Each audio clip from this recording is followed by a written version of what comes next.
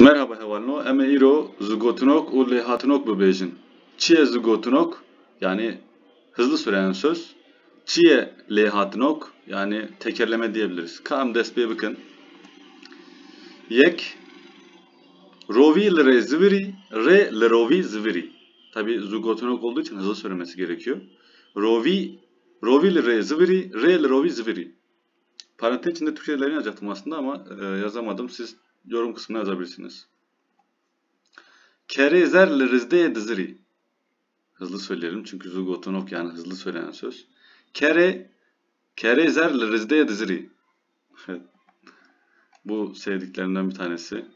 Heşt hırç, her heşt hırç, pişt pırç. Hızlı söylemeye çalışacağım.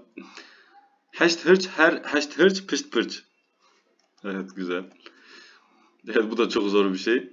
Şok sabun, du şo sabun, se şo sabun, çar şo sabun, benç şo sabun, şeş şo sabun. Bu yavaş söyleyince böyle oldu. Bakalım bir de hızlı söyleyelim. Şok sabun, du şo sabun, se şo sabun, çar şo sabun, benç şo sabun, şeş şo sabun. Yani biraz yavaştı ama fena değil diyebiliriz. Evet. Heft elb mast, heft elb şiir. Bir daha deneyelim. Hızlı bu sefer. Zugotunok çünkü. Heft elb mast, heft elb şiir.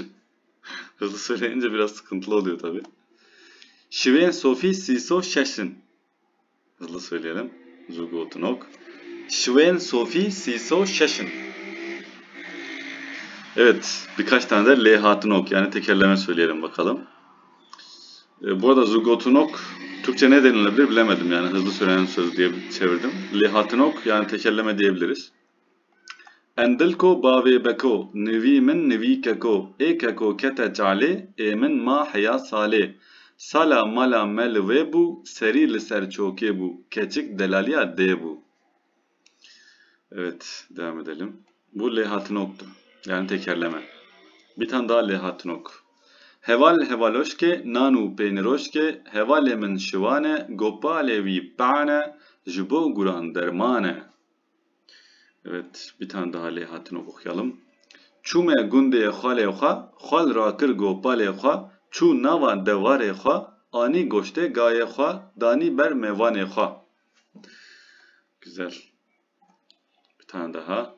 Rovi rovi rovi rindik sere duve rovi bikincik rovi çuye mala xala lê kirine barê dara bijmêr nejmêr bişt û çare roviyê me hesabdare. Evet. Güzel. Bir lehatunok daha tekerleme. Heft serre u heft berre u heft jî ji xwe û me re. Hê nû here milek giyabîne ji ker û golikê xwe re. Yine lehatunok. Kuruk ê biçe mala xala ê barkê ji barê dara. Hat ku berîka vala kada bigre ji jinxala. Evet. Çîrokê çîrvanokê, rûnê rokê, berda coke, co miciqî, rûn biriqî, golka salê, ligaranê, şengo mengo, mıçxaç xaşgo. Evet, böyleydi. Yorumlara dediğim gibi Türkçelerini yazabilirsiniz. Sevinirim. Kendinize iyi bakın. Görüşmek üzere.